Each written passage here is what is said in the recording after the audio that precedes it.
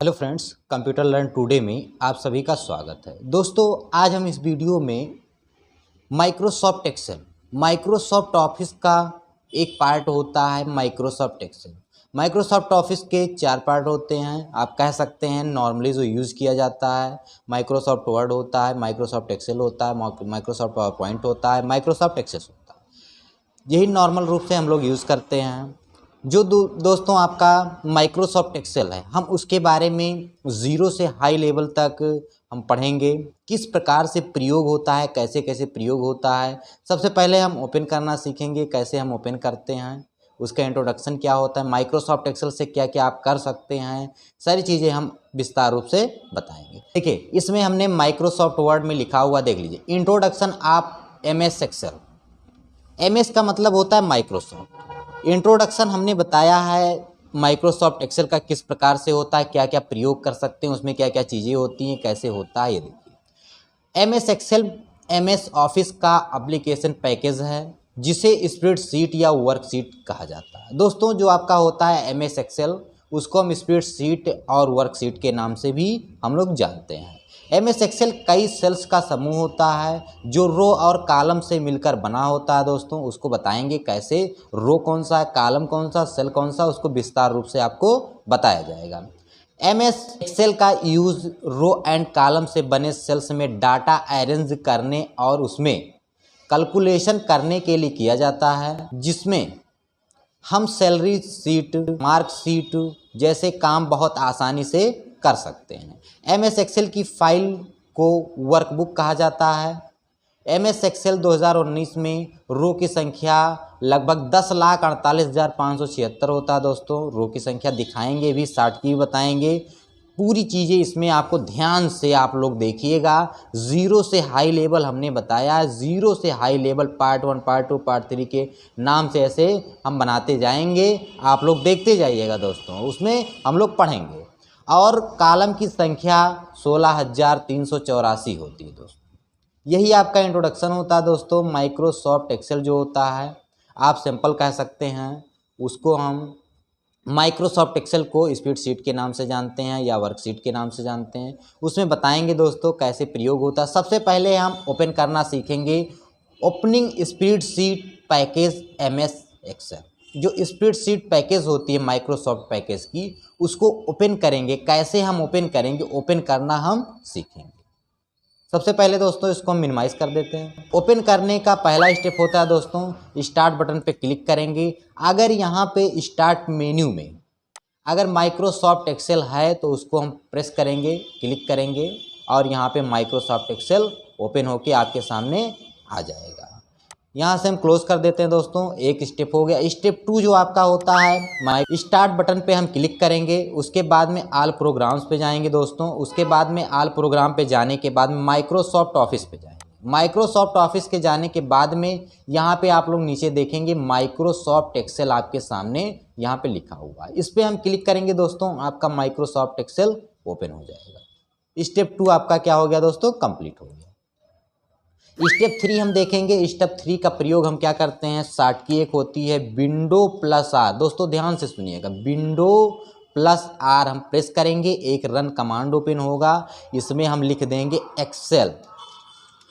Excel लिखने के बाद में हमें इंटर बटन क्या करना दोस्तों, प्रेस करना। जैसे हम इंटर बटन प्रेस करेंगे, उसके बाद में यहाँ पे माइक्रोसॉफ्ट एक्सेल आपका ओपन हो जाएगा। दोस्तों, स्टेप 3 भी कंप्लीट हो गया। स्टेप 4 कैसे करेंगे वो आप लोग देखिए, ध्यान से देखिएगा। दोस्तों, स्टार्ट बटन पे प्रेस करेंगे और यहाँ पे क्या करना है आपको, ऑल प्रोग्राम्स पे जाएंगे। ऑल प्रोग्राम पे हम लोग क्लिक करेंगे। क्लिक करने के बाद में दोस्तों यहाँ पे माइक्रोसॉफ्ट ऑफिस पे जाएंगे।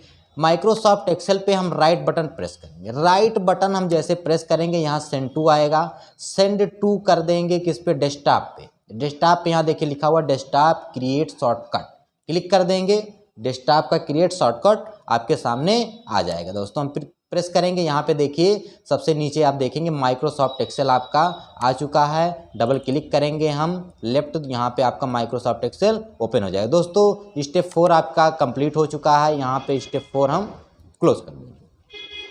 अगला स्टेप होता है दोस्तों, हम टास्क बार पे भी ला सकते हैं माइक्रोसॉफ्ट एक्सेल को। कैसे लाएंगे, आल प्रोग्राम में जाइए, उसके बाद में माइक्रोसॉफ्ट ऑफिस में क्लिक करिए। यहाँ पे माइक्रोसॉफ्ट एक्सेल पे राइट बटन प्रेस करेंगे। उसके बाद में यहाँ पे देखिए दोस्तों ध्यान से पिन टू टास्क बार होता है, पिन टू टास्क बार हम कर देंगे। यहाँ पे टास्क बार पे आपके सामने यहाँ पे आ चुका है माइक्रोसॉफ्ट एक्सेल। यहाँ पे हम क्लिक करेंगे, माइक्रोसॉफ्ट एक्सेल आपका क्या हो जाएगा दोस्तों, ओपन हो जाएगा। स्टेप 5 से बहुत आसानी 5 स्टेप होते हैं, और भी होते हैं दोस्तों, लेकिन नॉर्मल रूप से जो होता है वो आप लोग सीखिए, बताएंगे। 0 से हाई लेवल हमने कहा है, तो यहाँ 0 से हाई लेवल हम लोग पढ़ेंगे दोस्तों। सबसे पहले दोस्तों हमें करना क्या है, हम माइक्रोसॉफ्ट एक्सेल का डायग्राम देख लेते हैं। माइक्रोसॉफ्ट एक्सेल का डायग्राम कैसे होता है वो आप लोग देखिए दोस्तों। Diagram of MS Excel, diagram of MS Excel का यहाँ पे आप लोग ध्यान से देखिएगा डायग्राम कैसे MS एक्सेल का होता है। यहाँ पे देखिए पहला होता है आपका क्विक एक्सेस टूल बार होता है, जो आपका यहाँ पे कोने में एक साइड में बटन होता है, उसको हम क्विक एक्सेस टूल बार के नाम से जानते हैं। दूसरा जो आपका दोस्तों होता है टाइटल बार होता है, ऊपर वाली जो पट्टी होती है उसको हम टाइटल बार के नाम से जानते हैं। उसके बाद में दोस्तों ये जो पट्टी होती है यहाँ पे वो रिबन पट्टी के नाम से हम लोग इसको जानते हैं। उसके बाद में टैब जो होता है, इसे आपका home tab, insert tab, page layout tab, function हो गया, डाटा हो गया, रिव्यू हो गया, व्यू हो गया, ये आपके टैब के नाम से हम लोग इसको जानते हैं। कमांड जो आपके होते हैं, ऑप्शंस जो होते हैं, उसको हम कमांड के नाम से जानते हैं। जैसे आपका होम टैब आपका हो गया टैब, और ये आपका हो गया रिबन, और यहाँ पे जो जितने ऑप्शन आपके सामने दिखाई देते हैं उसको हम कमांड के नाम से जानते हैं। यहाँ पे रिबन शो और हाइड बटन होता है, यहाँ पे रिबन को शो और हाइड हम बहुत आसानी से कर सकते हैं। ग्रुप जो आपके होते हैं दोस्तों, जैसे होम टैब में यहाँ पे देखिए क्लिपबोर्ड, फॉन्ट, अलाइजमेंट होता है, नंबर होता है, स्टाइलें होती है, सेल होती है, एडिटिंग होती है, ये सारे क्या होते हैं, ग्रुप होते हैं। उसके बाद में यहाँ पे फार्मूला बार है, देखिए ध्यान से दोस्तों, फार्मूला बार यहाँ पे FX जो लिखा हुआ है उसके सामने जो यहाँ पे रेक्टेंगल टाइप का बॉक्स बना हुआ है उसको हम फार्मूला बार कहते हैं। FX जो आपका होता है फंक्शन बॉक्स होता है। यहाँ पे देखिए अगला जो होता है आपका यहाँ पे नेम बॉक्स का मतलब होता है जिस सेल पे हम रहेंगे, जिस सेल पे दोस्तों हम रहेंगे उसको हम नेम बॉक्स के नाम से हम लोग जानते हैं। नेम बॉक्स में जैसे हम पहले सेल पे हैं तो यहाँ पे आपका क्या होगा, ABCD जो आपके सामने दिखाई दे रहा है, यहाँ इसको हम कॉलम के नाम से जानते हैं। और यहाँ 1 2 3 4 5 6 के नाम से जो है वो आपके क्या होते हैं, रो होते हैं। उसके बाद में रो और कॉलम जहाँ एक दूसरे से मिलते हैं उस बॉक्स को, रेक्टेंगल बॉक्स को हम सेल के नाम से जानते हैं दोस्तों। उसके बाद में दोस्तों यहाँ पे देखिए आपका शीट 1 है, शीट 2, शीट 3 के नाम से रहेगा। यहाँ पे अगर प्लस का सिंबल आप प्रेस कर देंगे तो यहाँ पे एक और वर्कशीट आप बहुत आसानी से जोड़ सकते हैं। उसके बाद में नीचे वाली जो पट्टी होती है रेडी लिखा रहेगा, वो जो पट्टी सीधे होती है उसको हम स्टेटस बार के नाम से हम लोग जानते हैं। यहाँ पे देखिए 2 3 4 बटन होते हैं, वर्कशीट व्यू बटन होता है, एक आपका होता है जूम इन जूम आउट होता है, और एक हॉरिजॉन्टल और वर्टिकल पट्टियाँ होती हैं दोस्तों, ये आपका होता है हॉरिजॉन्टल और वर्टिकल पट्टियाँ होती हैं यहाँ पे, और बहुत ही आसानी से समझेंगे। इन सबको आप लोग बोलेंगे वर्कशीट बोलेंगे। ये जो आपके सामने है इसको हम वर्कशीट के नाम से जानते हैं। माइक्रोसॉफ्ट एक्सेल को ओपन करने के बाद में यहाँ पे आप देखेंगे पहला जो आपका होता है किस प्रकार से प्रयोग होता है वो आप देखिए। सबसे पहले दोस्तों हम बेसिक समझेंगे, बेसिक होता क्या। MS एक्सेल एलिमेंट्स जो आपके होते हैं हमने बताया, पहला टाइटल बार होता है, दूसरा रिबन होता है, तीसरा फाइल बटन होता है, चौथा आपका क्विक एक्सेस टूल बार होता है, पांचवा आपका स्टेटस बार होता है, छठा आपका नेम बॉक्स होता है, सातवां आपका फार्मूला बार होता है, आठवां आपका जूम स्लाइडर होता है, नौवां आपका होता है वर्क बुक व्यू बटन होता है, 10वां आपका होता है सेल्स होते हैं, 11वां आपका होता है स्क्रॉल बार होते हैं। उसके बाद में 12वां आपका होता है स्प्रेडशीट होती है। उसके बाद में आपका होता है लास्ट में सेल रेफरेंस होता है। दोस्तों इसी के बारे में हमने पूरा बताया है, उसमें आप लोग डायग्राम में अवश्य देखें।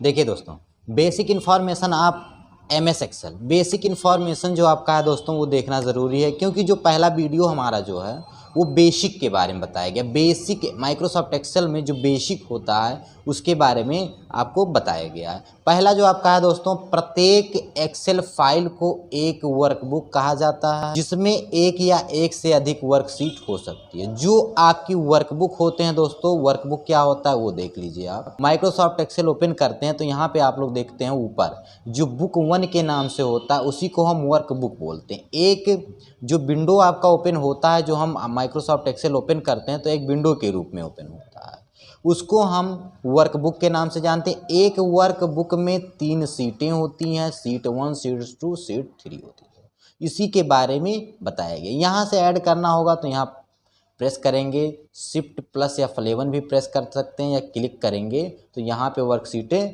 बढ़ती चली जाएंगी दोस्तों। अगला जो दूसरा हेडिंग है दोस्तों वो आप लोग देखिए। प्रत्येक वर्कशीट में कॉलम होते हैं जिन्हें ABC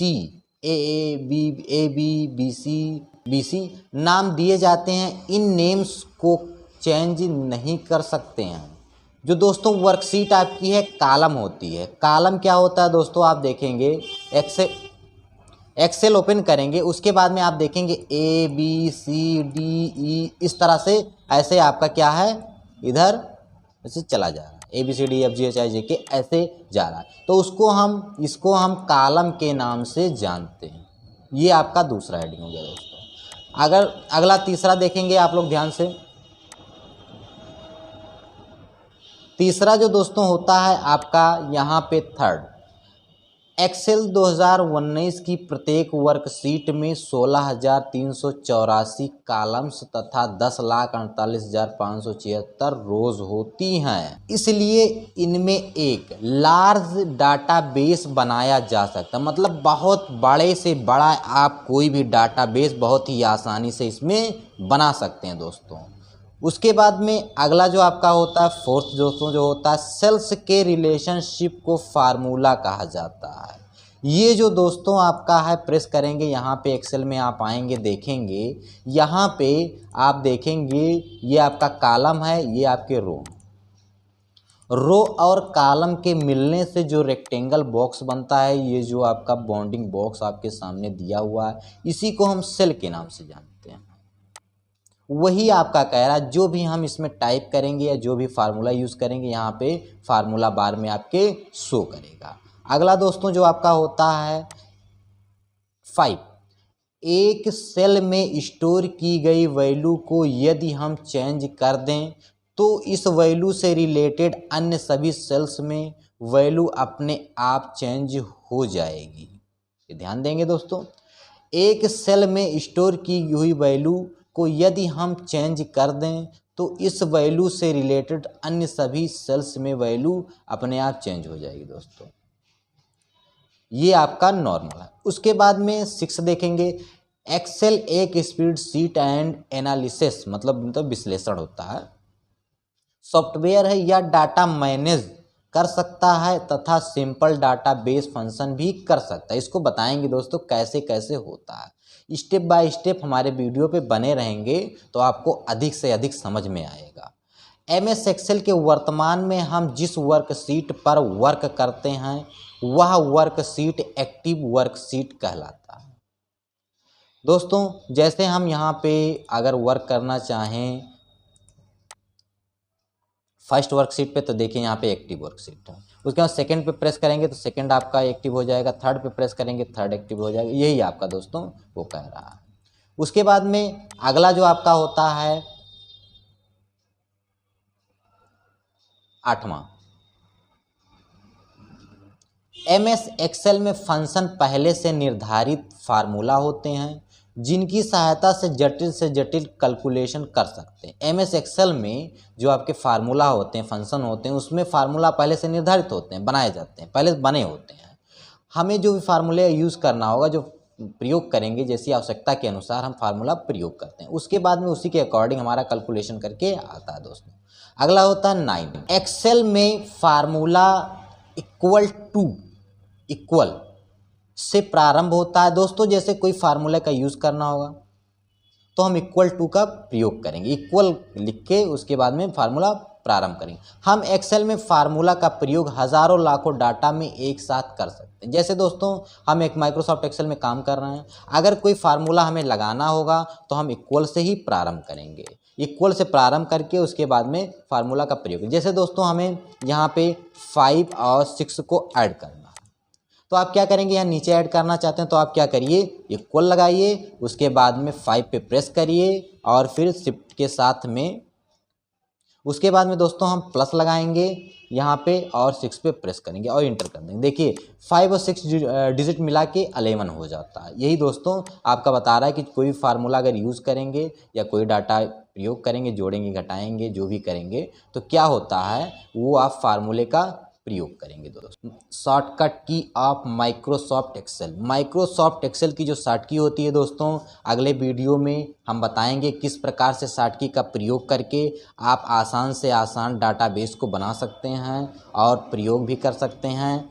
इसी तरह से वीडियो देखने के लिए हमारे चैनल को सब्सक्राइब करना, बेल आइकन को प्रेस करना, अपने दोस्तों के पास शेयर करना ना भूलें दोस्तों। धन्यवाद।